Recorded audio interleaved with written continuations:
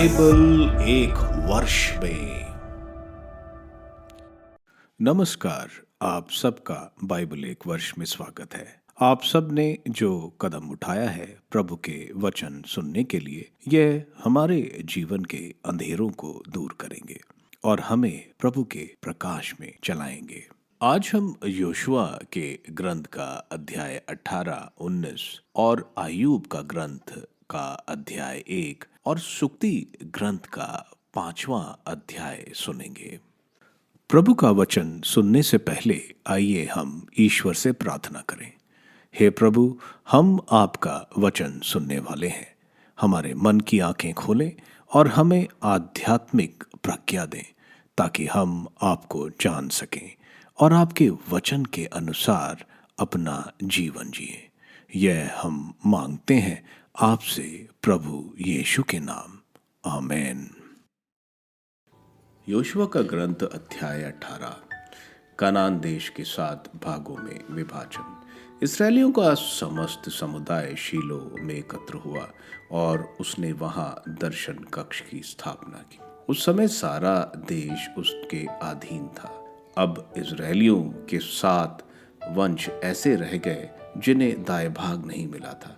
Yoshua ने इस्राएलियों से कहा, तुम कब तक उस देश पर अधिकार करने में विलंब करोगे जिसे प्रभु तुम्हारे पूर्वजों के ईश्वर ने तुम्हें दिया है?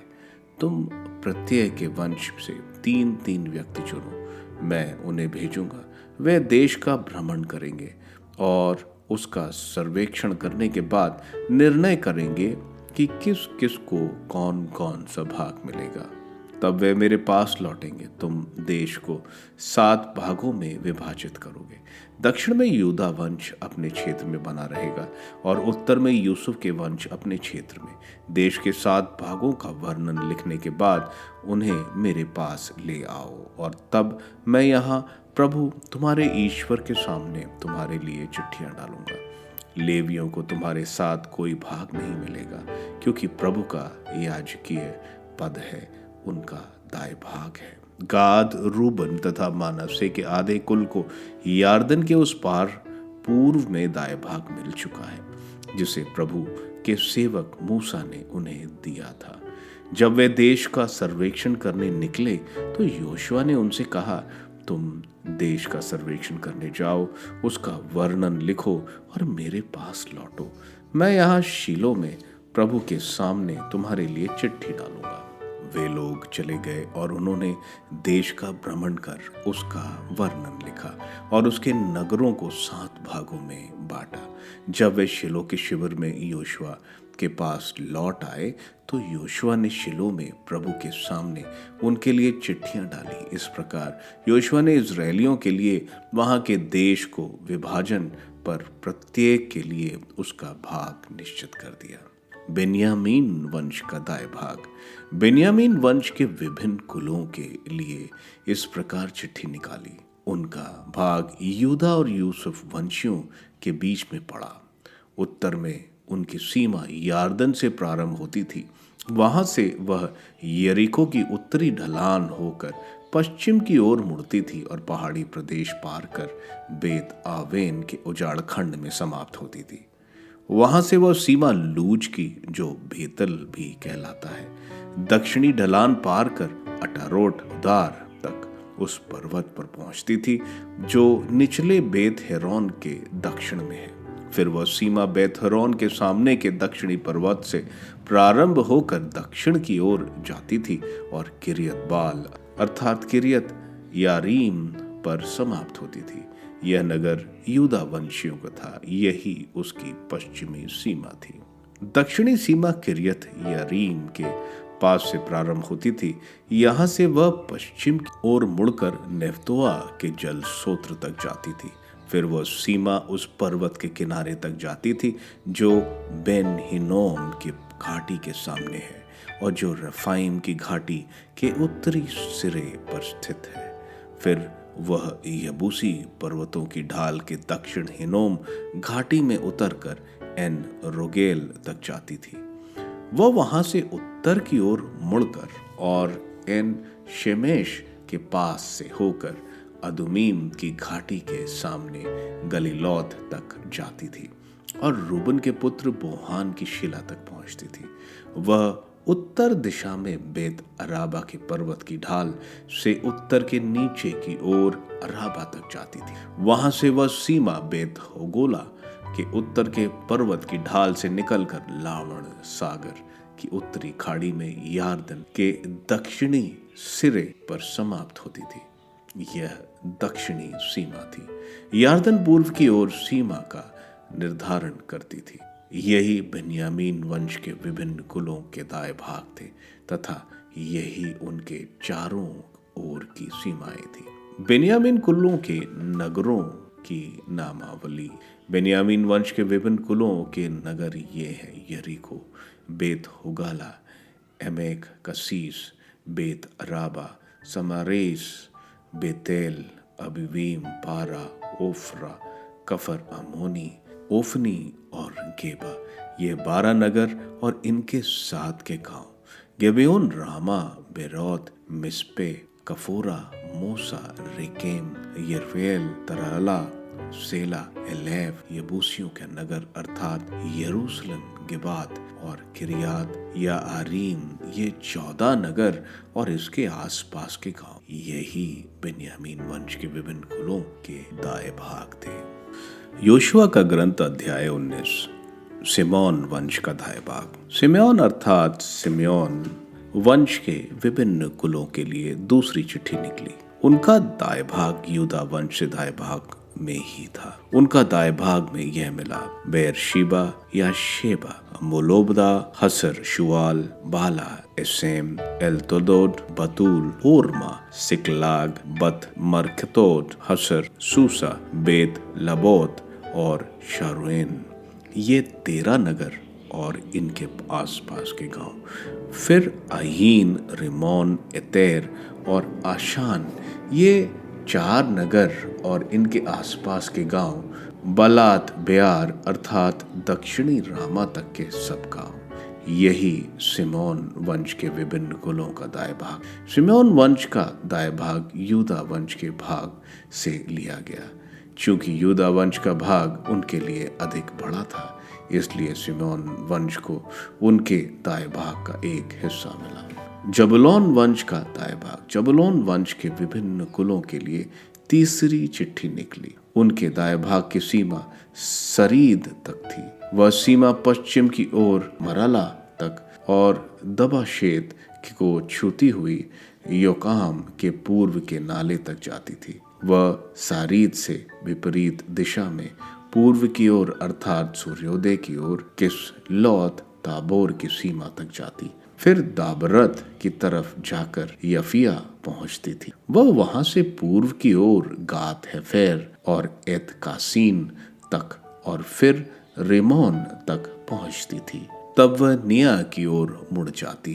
फिर वह उत्तर की ओर मुड़कर हेनातोन तक जाती और यफ्तल एल की घाटी में समाप्त हो जाती थी। फिर कटात, नहलाल, शिमरोन, यदाला और बेतलहम, कुल मिलाकर ये 12 नगर थे और इनके आसपास के गांव। यही जबूलून वंश के विभिन्न कुलों का दाएं भाग था, अर्थात ये नगर और इनके आसपास के गांव। इसकार वंश का दाएं भाग। इसकार अर्थात इसकार वंश के विभिन्न कुलों के लिए चौथी चिट्ठी निकली। उनके भाग में ये सम्मिलित थे: यिजेल, कसलोत, शुनेम, हफरीम, शियोन, अनारात, रिबीत, किशियोन, एबेस, रेमेत, एन गनीम, एन हदा और बेन परसेस। उसकी सीमा ताबोर, शहसीमा और बेत शेमेश को स्पर्श करती हुई यार्दन तट पर समाप्त हो जाती थी। ये 16 नगर थे और इनके आसपास के गांव। यही इसकार वंश के विभिन्न कुलों का दाएं भाग था, अर्थात ये नगर और इनके आसपास के गांव। आशोर वंश का दाएं भाग।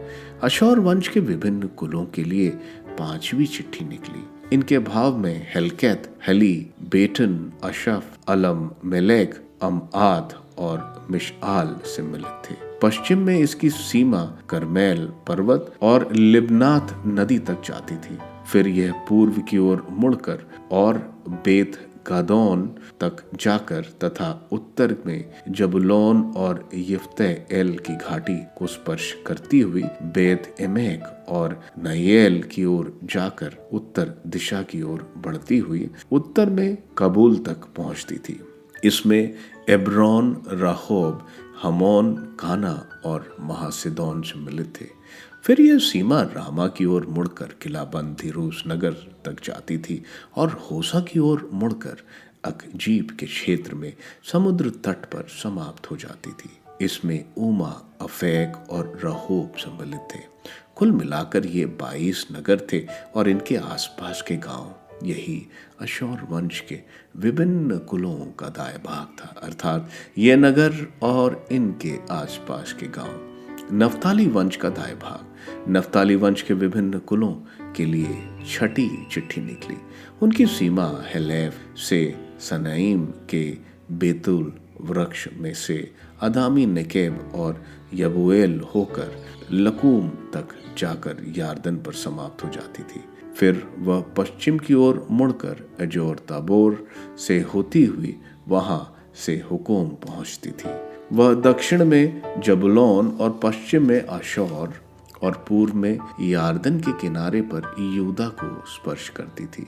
किलाबंद नगर ये थे: सिदीम, सेर, हमत, रकत, किनरेत, अदमा, रामा, हसोर, केदेश, इद्री, एन हसोर, येरोन, मिगदल, एल, हेरेम, बेत अनात और बेत शेमेश। ये 19 नगर थे और इनके आसपास के गांव। यही नफ्ताली वंश के विभिन्न कुलों का दाया भाग था। यही नगर और इनके आसपास के गांव। दान वंश का दाया भाग। दान वंश के विभिन्न कुलों के लिए 7वीं चिट्ठी निकली। उसके दाया भाग की भूमि में ये सम्मिलित थे: Zorah, Eshtaol, Ir, Shemesh, Shaalabbin, Aijalon, Ithlah, Elon, Timnah, Ekron, Eltekeh, Gibbethon, Baalath, यहूद, बेन बरक, गत, रेमोन में यरकोन, रकोन और याफो के सामने की भूमि। जब दान वंशियों का भाग उनके हाथ से निकल गया तब उन्होंने लेशेम पर चढ़ाई की, उसे अधिकार में कर लिया, उसका विनाश किया और उसे बसाया। उन्होंने अपने वंश के आदि पुरुष दान के नाम पर लेशेम का नाम दान रखा। यही दान वंश के विभिन्न कुलों का दाया भाग था। यही नगर और इनके आसपास के गांव।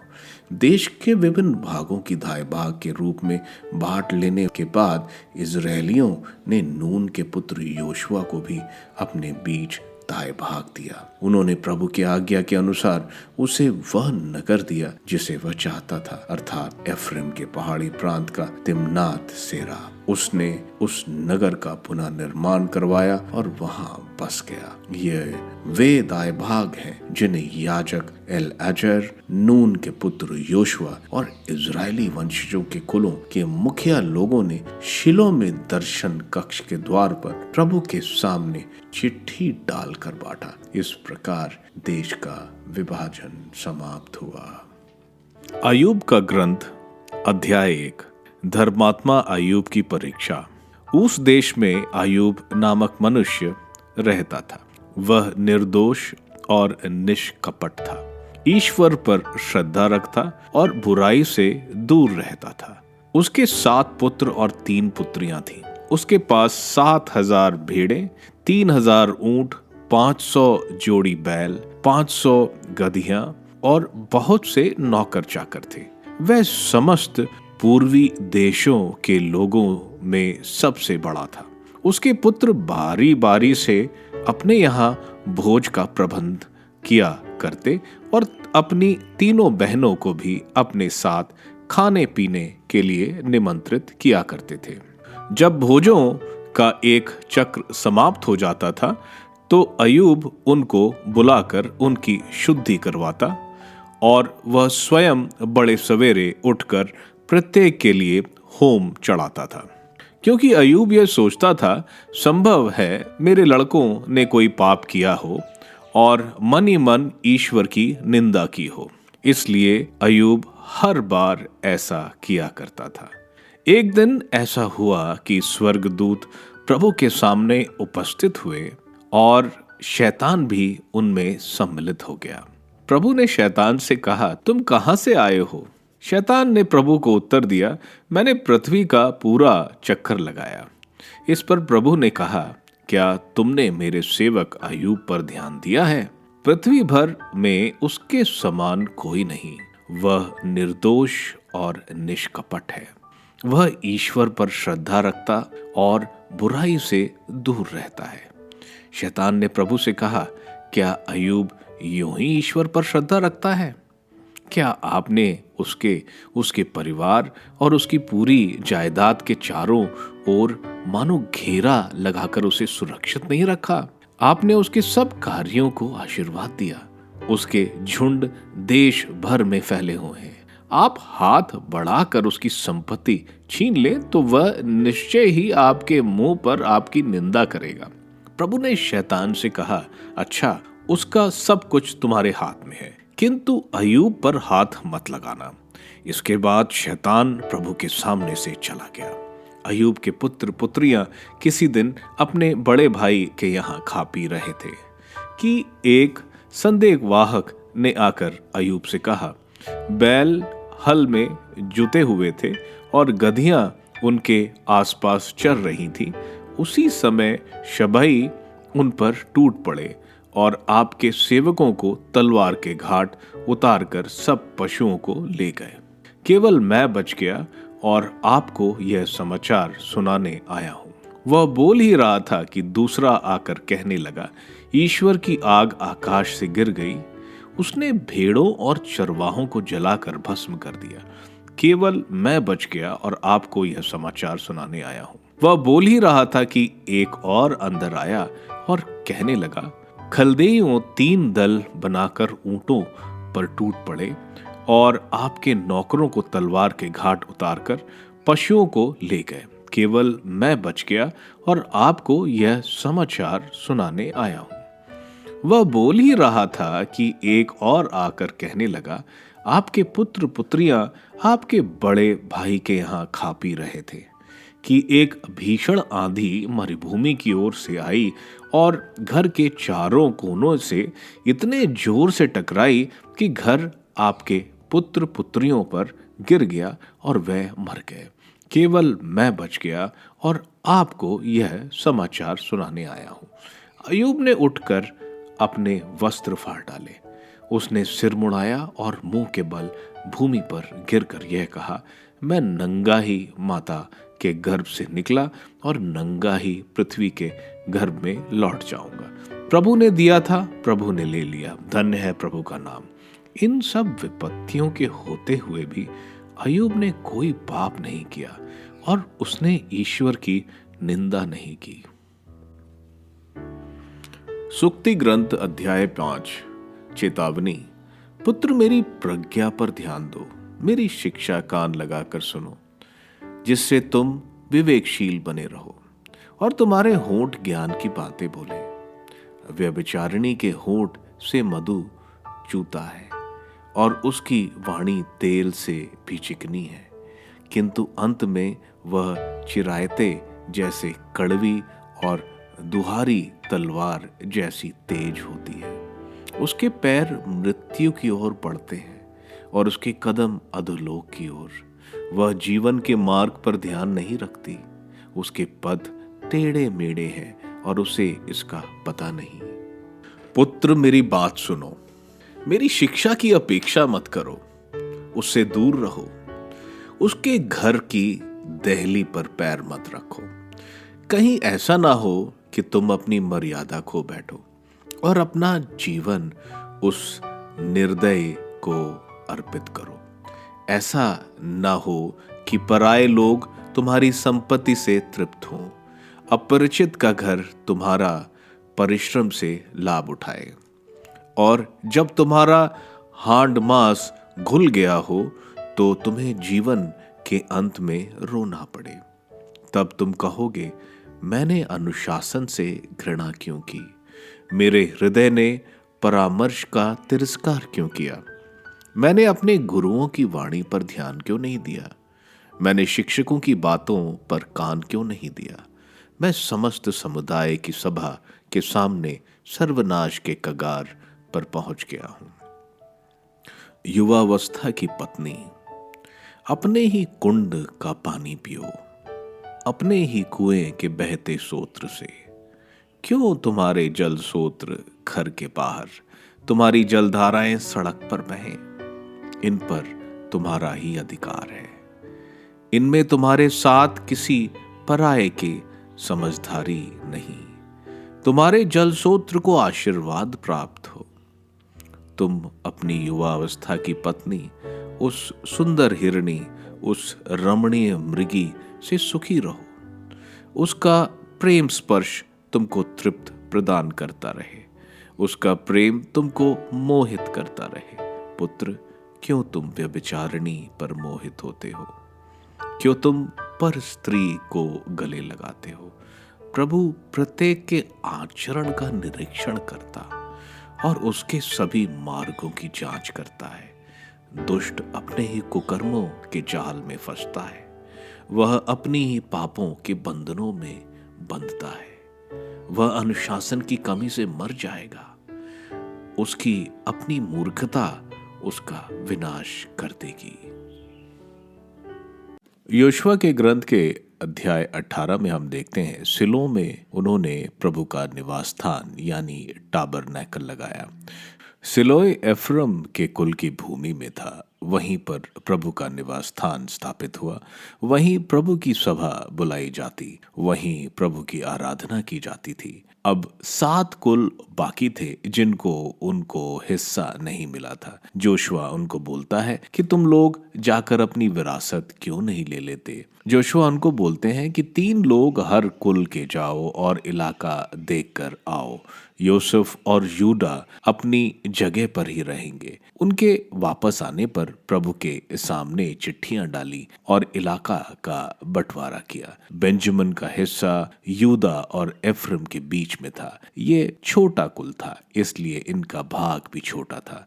आगे बेंजामिन कुल की सीमाएं को बताया जा रहा है। अध्याय 19 में हम देखते हैं सिमोन का हिस्सा बताया जा रहा है। हमें मालूम है सिमेओन और लेवी को याकूब ने शाप दिया था कि वे इज़राइल के भूमि में बिखेरे जाएंगे। सिमेओन को जो इलाका मिला वो यूदा के भूमि के अंदर थी।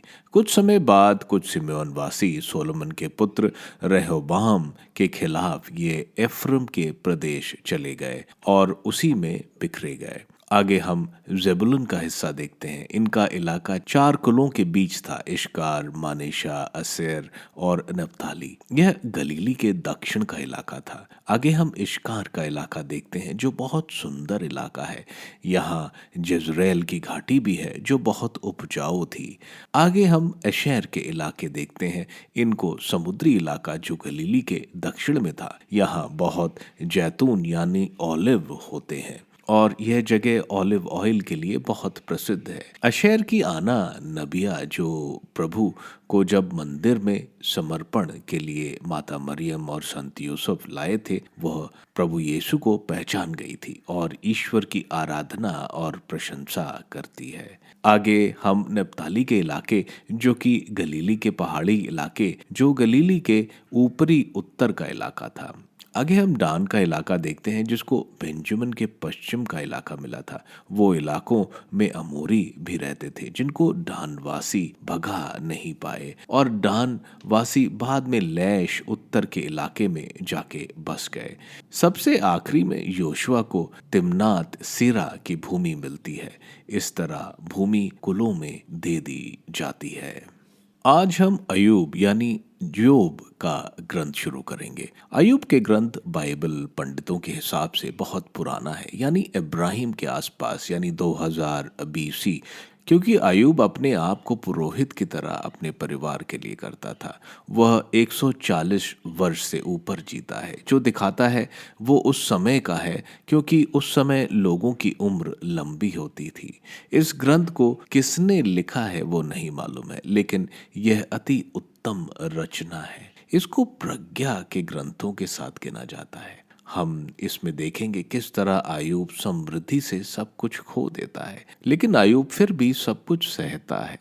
उसका इन यातनाओं का सहना अंत में उसको दुगनी समृद्धि और खुशी प्रदान करती है। अयूब के ग्रंथ के पहले अध्याय में हम देखते हैं अयूब जो बहुत ही धनी व्यक्ति था, जो एडोम के प्रदेश में रहता है, जिसके पास हजारों में भीड़ें, ऊंट, गधे और बहुत सारे नौकर चाकर थे। अयूब के 7 पुत्र और 3 पुत्रियां थीं और वो बहुत बड़ा ईश्वर भक्त था। वो प्रभु से डरता था। वो अपने परिवार का पुरोहित की तरह अपने पुत्र पुत्रियों के लिए पाप क्षमा की बलि चढ़ाता था, क्योंकि वो सोचता था कि उनके पुत्र पुत्रियां ने गलती से पाप जरूर किया होगा। आगे हम स्वर्ग में सभा देखते हैं जिसमें ईश्वर के पास सारे देवदूत आते हैं और इसमें शैतान भी आता है। ईश्वर अय्यूब को मेरा सेवक की उपाधि से बुलाते हैं, जैसे प्रभु मूसा और इब्राहिम को संबोधित करते थे। शैतान के कहने पर ईश्वर शैतान के हाथ में सब कुछ सौंप देते हैं ताकि अय्यूब की परीक्षा ली जा सके। परीक्षा परंपरागत क्रिस्तीय सोच के अनुसार हमें आत्मिक पूर्णता की ओर ले जाता है। हम देखेंगे कि अय्यूब के विपत्तियों की वजह से वह अपने आप को और ईश्वर के बारे में जान पाता है। हम आगे देखते हैं अय्यूब के भेड़ें, गधे, बकरे, नौकर, ऊंट और पुत्र पुत्रियां सब मारे जाते हैं। हम देखते हैं दुख के कारण अय्यूब अपने कपड़े फाड़ देता है और अपना सर मुड़वा देता है, लेकिन वो ईश्वर के खिलाफ कुछ नहीं बोलता। सुक्ति ग्रंथ के अध्याय 5 में हम देखते हैं हमें व्यभिचार के खतरों के बारे में बताया जा रहा है। साथ ही साथ वैवाहिक जीवन की खुशी के बारे में बताया जा रहा है। व्यभिचारिणी से रिश्ता सामूहिक बदनामी, आर्थिक नुकसान और दर्दनाक खेद लाएगा, लेकिन अपनी पत्नी के साथ निष्ठा लंबी खुशी और प्यार लाता है। यह अध्याय उपयोगी सलाह जो व्यवहारिक शुद्धता के बारे में दे रहे हैं। आप सबको धन्यवाद ईश्वर के वचन सुनने के लिए।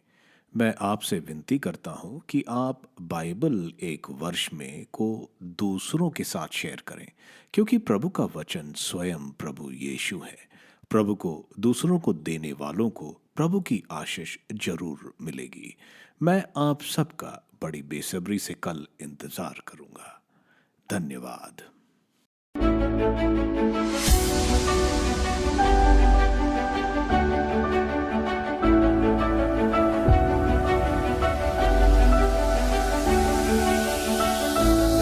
बाइबल एक वर्ष में